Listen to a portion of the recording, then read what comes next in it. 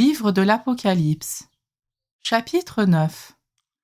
Le 5e ange sonna de la trompette, et j'ai vu une étoile qui était tombée du ciel sur la terre. C'est à elle que fut donnée la clé du puits de l'abîme. Elle ouvrit le puits de l'abîme, et du puits monta une fumée comme celle d'une grande fournaise. Le soleil et l'air furent obscurcis par la fumée du puits. Et de la fumée sortirent vers la terre des sauterelles.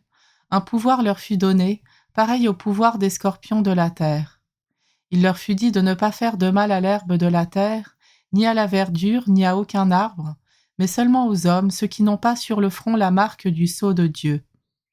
Il leur fut donné non pas de les tuer, mais de les tourmenter pendant 5 mois d'un tourment comme celui qu'inflige le scorpion quand il pique un homme.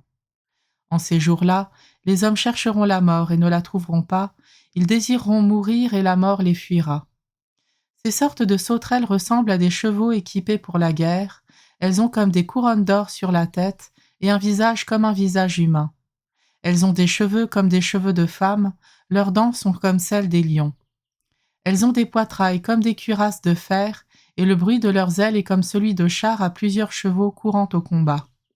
Elles ont des queues comme des scorpions et des dards venimeux.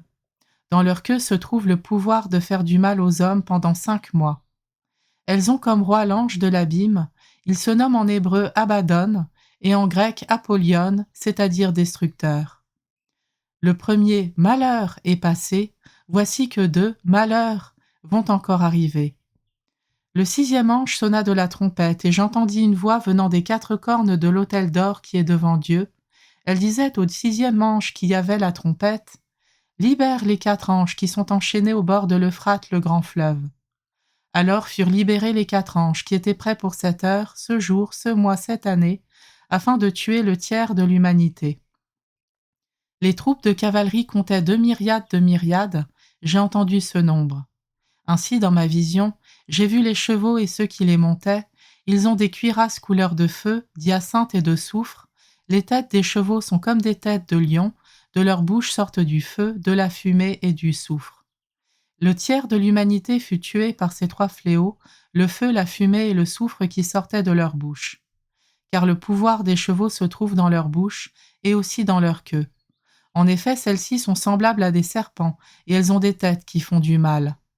Et le reste des hommes, ceux qui n'avaient pas été tués par ces fléaux, ne se sont pas convertis, ne renonçant pas aux œuvres de leurs mains, ils n'ont pas cessé de se prosterner devant les démons, les idoles d'or, d'argent, de bronze, de pierre et de bois, qui ne peuvent pas voir, ni entendre, ni marcher. Ils ne se sont pas convertis, ne renonçant ni à leur meurtre, ni à leur sortilège, ni à leur débauche, ni à leur vol.